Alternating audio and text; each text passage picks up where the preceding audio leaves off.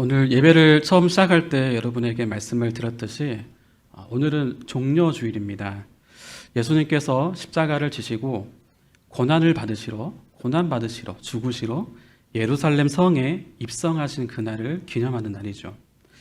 그리고 내일부터 월요일부터 토요일까지 해서 이제 고난 주간이라고 하고 있고, 또 저희는 매년마다 이 고난 주간을 기억하면서 금식을 하면서 기도를 한다거나, 또 적극적으로 희생을 하면서 고난에 동참한다거나, 또 미디어 금식을 하는 이런 각각 자기만의 스타일로 주님의 고난에 또 동참을 해왔습니다.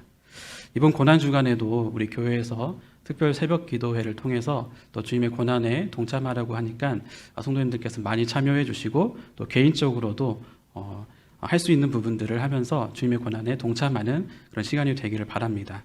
특별히 아까 우리 목사님께서 말씀해 주신 것처럼 이 4월달부터 건축을 위한 금식 릴레이 기도를 시작하게 되는데, 이번 고난 주간부터 내일부터 조금씩 금식도 한번 도전해보고, 또 교회를 위해서 정말 기도해야 되겠구나, 그런 시동을 한번 걸어봐서 또 4월달에 우리가 전체가 온 마음을 모아서 같이 기도했으면 좋을 것 같습니다. 네, 오늘 말씀 가운데 예수님께서, 우리 주님께서 우리 성도님들의 개인의 삶뿐만이 아니라 우리 교회를 위해서 기도해주고 계신다라고 하는 것을 명확하게 깨달았으면 좋겠고, 그것을 믿음으로 바라보고 또 모든 것을 합력해서 선을 이루시는 그 하나님을 바라보는 우리 다의 공동체가 되기를 진심으로 바랍니다. 네, 오늘 우리가 함께 읽은 성경 말씀도 보면 고난주간 중에 목요일에 일어났던 일입니다. 예수님께서 체포되시기 전에 마지막 만찬을 하셨는데 그 자리에서 나누신 이야기죠. 제자들에게 말씀하신 거이긴 하지만 특별히 베드로에게 집중해서 하신 말씀인데, 어떤 말씀을 했냐면 너희가 나를 부인하게 될 것이다. 너희가 나를 부인하게 될 거다. 이런 충격적인 이야기를 예수님이 하셨습니다. 먼저 예수님께서는 오늘 31절에 보면은 아주 긴급하게 시모나 시모나 이렇게 두 번씩이나 베드로의 이름을 부르면서 말씀을 시작하셨습니다. 베드로의 이름을 두 번씩이나 불렀던 이유는 그만한 이유가 있어서 그런데, 이제 정말 중요한 이야기를 내가 하겠다, 그런 뜻이 들어있는 거죠.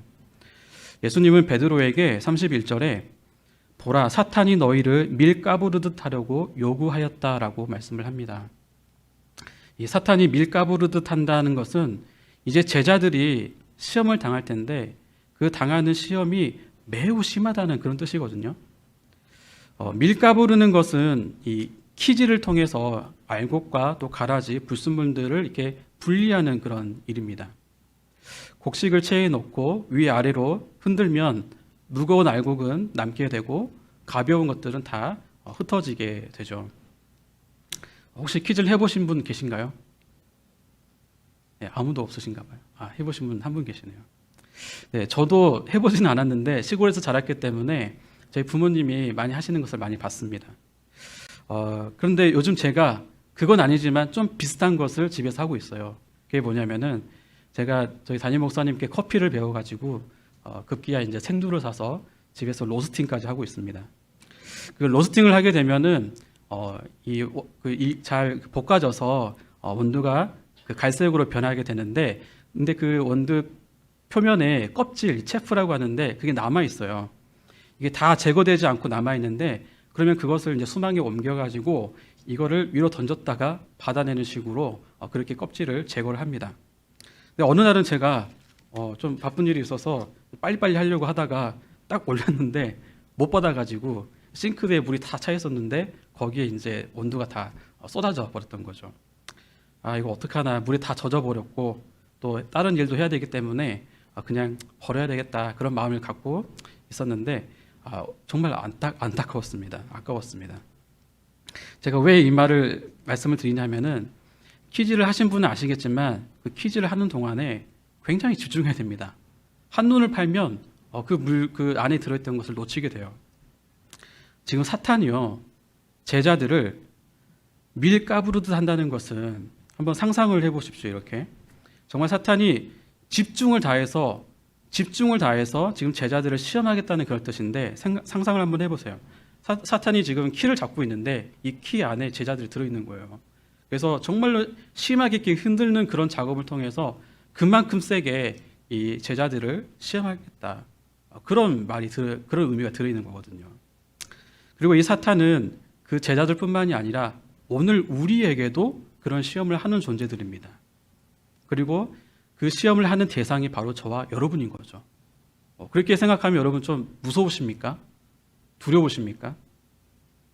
하지만 그게 전부라고 한다면 우리가 두렵고 또 긴장되면서 살 수밖에 없겠지만 그게 전부가 아닙니다. 왜냐하면 하나님께서 사탄에게 허락하신 그런 시험 일들은 어느 것 하나도 하나님이 허락하지 않고서는 결코 일어날 수가 없기 때문이에요. 31절 말씀을 한번 보겠습니다. 31절 말씀에 보면은 사탄이 너희를 밀가부르듯 하려고 요구하였다라고 이렇게 말씀하고 있는데, 예전에 개역 한글에는 청구하였다라고 이렇게 써져 있습니다. 이것은 제자들이 시험에 걸려 넘어지게 하도록 하나님께 요구, 하나님께 요청, 다시 말해서 하나님께 허락을 받았다, 그런 뜻입니다. 그러니까 사탄이 자기 임의대로 우리를 시험할 수가 없고요, 하나님께 허락을 받아야지만 우리를 시험할 수가 있다는 거거든요.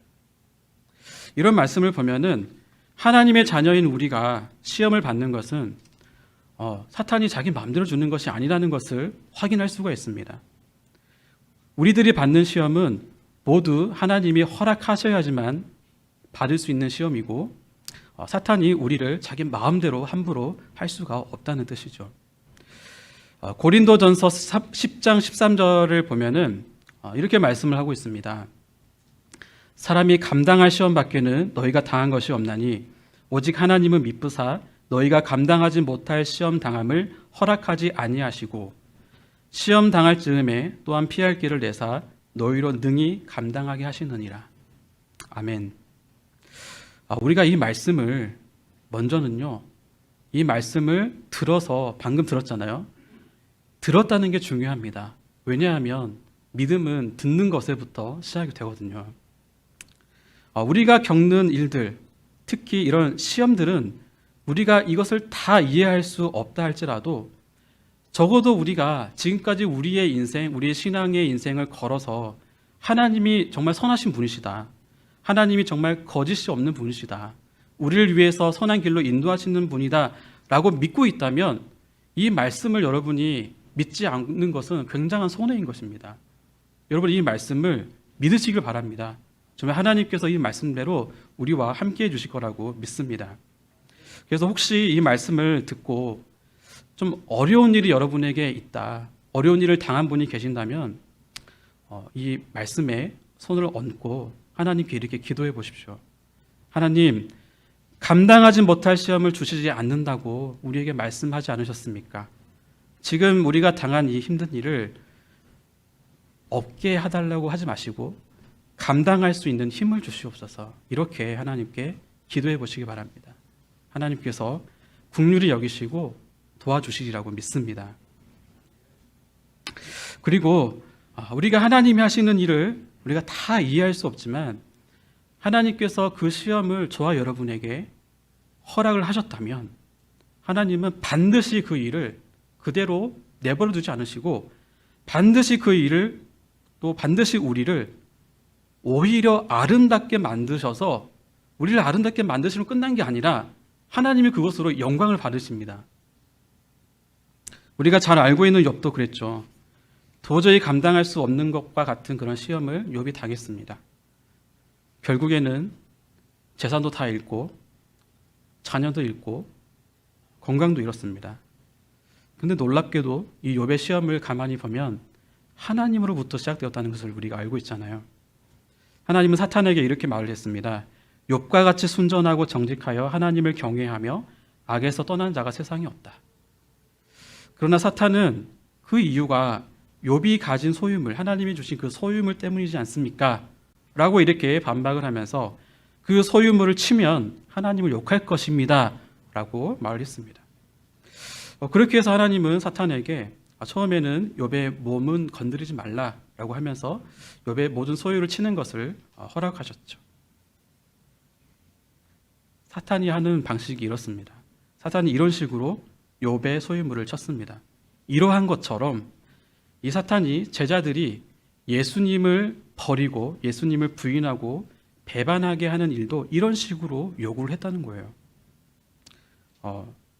이렇게 요구를 했는데 하나님이 그것을 허락하셨잖아요. 그러면 하나님께서 사탄에게 노란하신 건가? 그럴 리는 없죠. 그럴 리는 없습니다.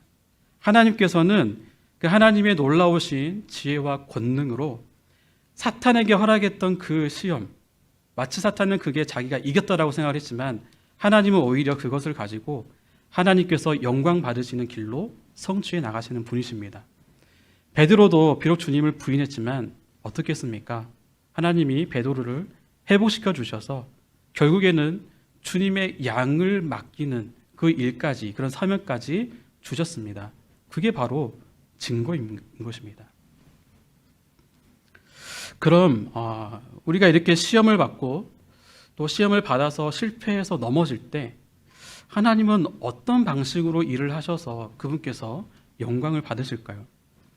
우리가 그 하나님이 하신 일들을 다 알 수는 없지만 적어도 오늘 이 베드로의 경우를 보면요, 예수님은 사실 하나님이시기 때문에 베드로가 부인할 것을 아셨습니다. 하지만 베드로가 부인을 하더라도 32절에 있는 말씀과 같이 베드로의 믿음만큼은 떨어지지 않도록 기도를 해주셨습니다. 예수님이 베드로를 위해서 기도해 주셨다는 것입니다. 그러니까 베드로가 예수님을 부인하고 나서 다시 그가 회개하고 주님께로 돌아왔다는 것은 그가 무슨 어떤 결단을 해서라기보다는 예수님께서 내가 너를 위하여 내 믿음이 떨어지지 않기를 기도했기 때문인 것입니다. 예수님의 기도가 있기 때문에 베드로가 돌아올 수 있었던 것입니다. 하지만 예수님이 이렇게 말씀을 해도 너희가 사탄의 시험을 받을 것이다. 큰 시험을 받을 것이다. 그리고 나를 부인할 것이고 그래서 나는 너희 믿음이 떨어지지 않기를 기도했다. 이런 말까지 다 하셨음에도 불구하고 베드로는 자기의 의기양양한 자기의 의욕만 앞서 있었습니다. 그래서 33절의 말씀을 보면은 주여 내가 주와 함께 오게도 죽는 데에도 가기를 각오하였나이다. 이렇게 장담을 하고 있죠. 이 말 자체는 예수님께 좀 충성하는 그런 모습처럼 보이긴 하지만 이 일들을 다 겪고 나서 보니까 베드로는 내가 얼마나 이 무지한 말을 했는가, 내가 참 얼마나 연약한 자였는가, 또 이 사탄과 같은 악한 영들이 얼마나 끈질기게 나를 추격해서 넘어뜨리려고 했는가, 또 숨어진 마음이었지만 내가 이번 일을 통해서 나의 신앙적 우월성을 그 수제자라는 것을 과시해서 정말 인정받고 싶어 하려고 하는 그 욕구, 그게 얼마나 헛되고 어리석은 것이었는가, 이런 것들을 예수님을 3번 부인하는 그런 과정을 통해서 처절하게 베드로가 느꼈을 것입니다. 베드로가 이런 뼈아픈 실패의 경험을 했기 때문에 후에 베드로서를 썼을 때 특히 베드로전서 5장 8절 말씀을 보면은 이런 말씀을 할 수 있다라고 생각을 합니다. 베드로전서 5장 8절에 이런 말씀을 했습니다. 근신하라 깨어라 너희 대적 마귀가 우는 사자같이 두루 담기며 삼킬 자를 찾나니. 베드로가 한 말입니다. 이걸 경험했던 베드로가 지금 흩어져 있는 성도들에게 이 말씀을 하고 있는 거예요. 베드로는 마귀가 얼마나 끈질기게 하나님의 자녀를, 하나님의 성도를 괴롭히는지 정말 처절하게 경험했던 사람입니다. 하지만 그곳으로 끝난 것이 아니라 동시에 그런 상황에서도 하나님은 여전히 성도들을 항상 돌보신다고 하는 것을 강렬하게도 경험했던 사람이기도 했습니다. 그래서 베드로전서 5장 7절에는 그가 너희를 돌보신다라고 이렇게 또 말씀하고 있죠. 너희 염려를 다 주께 맡겨라. 이는 그가 너희를 돌보십니다. 이렇게 말씀을 했습니다.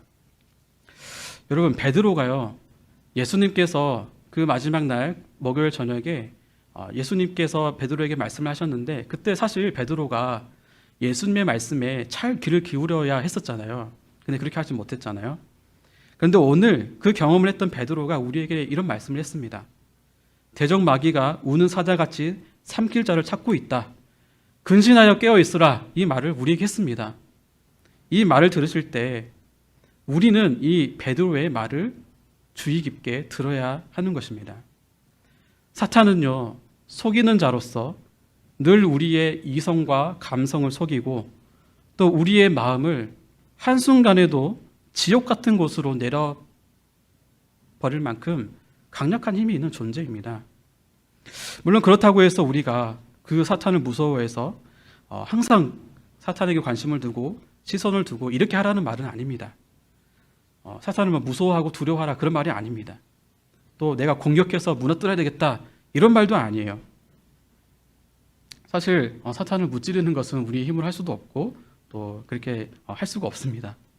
우리에게 가장 좋은 방법은 무엇이냐 하면은 사탄이 우리에게 주는 그런 거짓말과 속삭임과 그런 것들을 무시해버리는 것입니다. 하나님이 주시는 그런 생각과 감정을 오히려 생각을 하고 하나님의 뜻대로 살려고 하고 또 하나님의 뜻대로 행동하는 때 그것이 바로 가장 좋은 방법, 우리가 근신하여 깨어있는 가장 좋은 방법이라고 할 수가 있는 것입니다. 굉장히 이론적인 이야기죠. 사실 우리가 살다 보면 이 근신한다, 이 말이나 행동을 삼가하고 조심하면서 또 깨어있는 삶을 계속 살아가기가 쉽지가 않잖아요. 뭐 핑계대고 싶지는 않지만 내 안에 있는 그런 연약함 때문에 그렇기도 하고 또 외부에서 어떤 어려움을 당할 때 또 실패하기도 합니다. 또 우리가 현대인으로서 살아갈 때 굉장히 바쁜 그런 시간들, 그런 시대를 살고 있는데 그렇게 정신없이 살다 보면 말씀대로 살기보다는 그냥 순식간에 나의 뜻대로, 내 생각대로, 내 의지대로 판단하고 그게 말씀과 상관없을지라도 그렇게 살아갈 때가 부지기수이기도 합니다. 하지만 성도 여러분, 그런 일이 반복된다 할지라도 그런 일 앞에 완전히 엎드러지지는 마시기 바랍니다. 완전히 절망하지 마시기 바랍니다. 잠깐 넘어질 수 있습니다. 또 자주 질 수도 있고 넘어질 수도 있습니다. 하지만 다시 일어서면 되는 것입니다. 그리고 내가 그렇게 하기도 하겠지만 기억해야 할 것은 예수님께서 베드로에게 내 믿음이 떨어지지 않도록 기도했다. 이 말씀처럼 저와 여러분을 위해서 예수님께서 우리의 믿음이 떨어지지 않도록 기도해 주시기 때문에 그 말씀을 꼭 기억하시기 바랍니다. 베드로는 예수님을 부인했습니다. 모른다고 3번이나 부인했습니다. 적어도 우리가 지금 이 시대에 대한민국에 사는 우리가 베드로만큼 그런 심각한 실패를 하지는 않겠잖아요. 그러다 또 생각을 해보니까 우리 성도님들 중에는 또 부모님과 또 종교적인 그런 갈등 때문에 부인 같지 않는 부인을 할 수도 있겠다라는 생각이 좀 들더라고요. 하지만 그렇다 하더라도 하나님이 그것 때문에 여러분을 내쳐버리신다거나 너는 이제 끝이야 결코 이렇게 하지 않으십니다.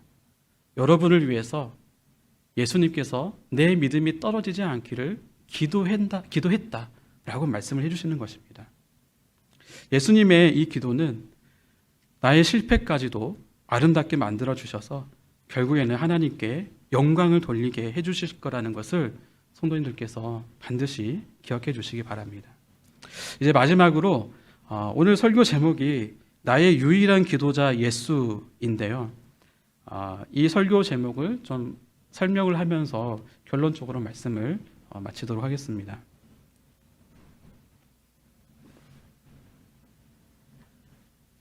지난 여름이었습니다. 믿기 어려운 깜짝 놀랄 만한 소식을 제가 들었는데 여러분도 잘 아시는 것과 같이 오늘 우리를 위해서 우리를 대표해서 기도하신 이 선명준 집사님께서 작년에 뮤지컬 공연을 하신다는 거예요. 그 소식을 듣고 왜 말씀을 안 하셨냐라고 물어보니까 부끄러워서 직접 말씀을 못 하시고 저는 이제 다른 분을 통해서 그 소식을 듣게 되었습니다. 근데 알고 보니까 배우들이 아니라 일반인들이 모여서 바쁜 일상 중에서도 시간을 내서 연극을 연습을 해가지고 뮤지컬 공연을 하는 것이었어요. 우리 집사님께서 그때 중년 남성의 깊은 고뇌를 잘 연기와 노래로 이렇게 표현하시는 것을 보게 되었는데, 아직도 기억나는 것은 하늘을 바라보면서 노래를 하시면서 그 눈빛 연기를 하시는데 정말 아직도 생생하게 기억할 만큼 소름 돋는 연기를 제가 봤습니다. 그때 우리 성도님들과 또 목사님, 담임 목사님께서 같이 가셨거든요. 근데 아마도 확신하건대 그 많은 청중들이 있었지만 그 중에서도 그 청중의 한 자리에 앉아 계신 이 담임 목사님을 생각하면서 그 집사님이 연기를 하지 않았을까, 이런 생각이 들어요. 아마도 집사님께서는 목사님께서 늘 그러셨던 것처럼 사랑과 응원의 마음으로 집사님을 바라보고 있다는 것을 인식을 하고 있고, 또 그래서 더 열심히 좋은 연기를 해야 되겠다, 그런 마음으로 연기를 하지 않았을까, 그렇게 생각을 합니다. 그러니까요, 무대에서 내가 공연을 할 때에 나를 바라보는 청중이 아무리 많다 할지라도 내가 중요하게 생각하고 또 나에게 정말 큰 분이 그 자리에 앉아 있다고 하면요, 나머지 청중들은 순식간에 뿌옇게 변해버립니다. 그 위대한 청중만 또렷하게 보이게 되는 거죠. 그래서 이것을 오스 기니스라는 분이 소명이라는 책에서 유일한 청중이라고 이렇게 표현을 했습니다. 유일한 청중. 그래서 오늘 설교 제목을 보면은 나의 유일한 청중이신 예수님이 아니라 나의 유일한 기도자 예수님이라고 이렇게 지었어요. 이 제목을 언뜻 들으면 나를 위해서 기도해 주시는 분이 예수님이 유일한가? 예수님밖에 없는가? 이렇게 질문이 들 수가 있는데 그런 뜻이 아니고, 나를 위해 기도해 줄 수 있는 분 중에 예수님이 가장 최고의 분이시다, 그런 의미가 들었거든요.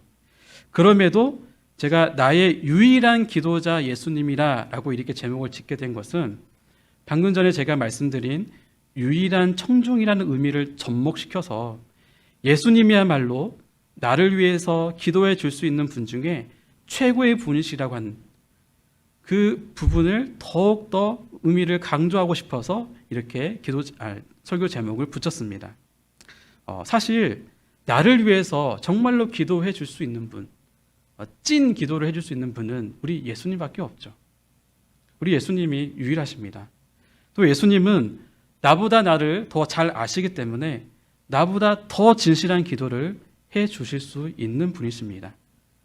유일한 분이십니다.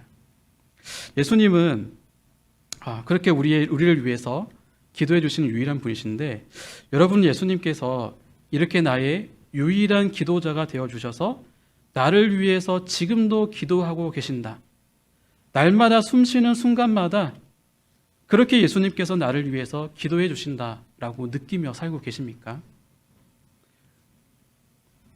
혹시 잘 못 느끼더라도 예수님께서는 우리를 위해, 나를 위해 기도하시는 분이라는 것을 반드시 믿으시기를 바랍니다. 예수님께서는 찬송가 88장에 내 진정 사모하는 이 찬송이 있죠. 그 찬송에 이런 가사가 있어요. 온 세상 날 버려도 주 예수 안 버려 끝까지 나를 돌아보시네. 우리 주님은 온 세상이 나를 버려도 끝까지 나를 버리지 않고 돌아보시는 그런 분이십니다. 또 로마서 8장 39절에는 이렇게 말씀을 하고 있죠. 우리를 우리 주 그리스도 예수 안에 있는 하나님의 사랑에서 끊을 수 없다. 우리 예수님이 이런 분이십니다.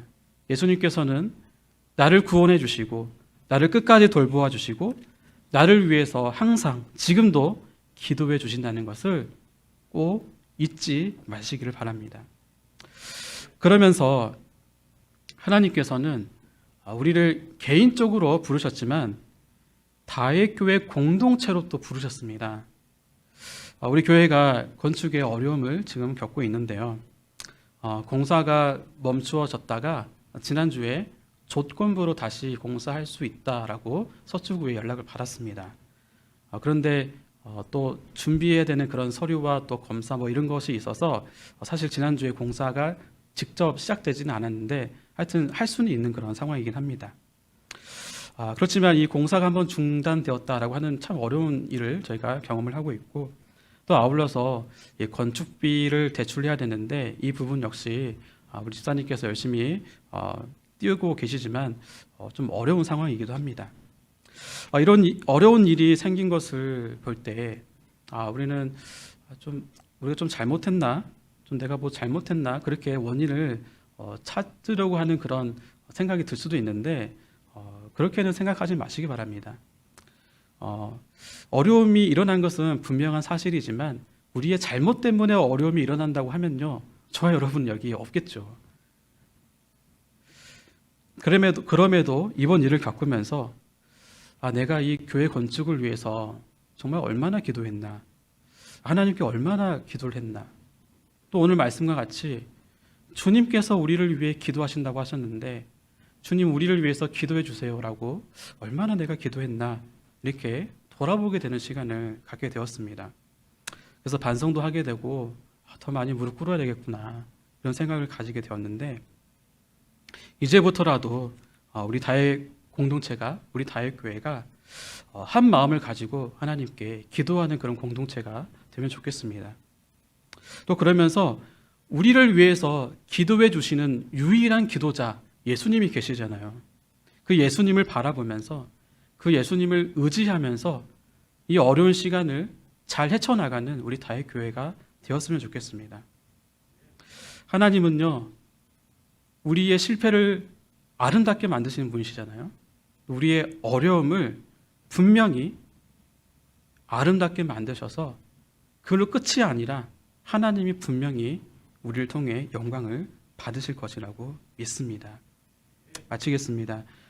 우리의 유일한 기도자가 되시고 우리 다의 교회의 유일한 기도자가 되신 예수님만을 바라보고 그 예수님을 의지하고 또 이 모든 것을 통해서 우리의 인생과 우리의 교회를 아름답게 빚어가시는 우리 하나님을 신뢰하면서 주님을 따라가는 우리 다의 교회 모든 성도님들이 되시기를 주님의 이름으로 축원합니다.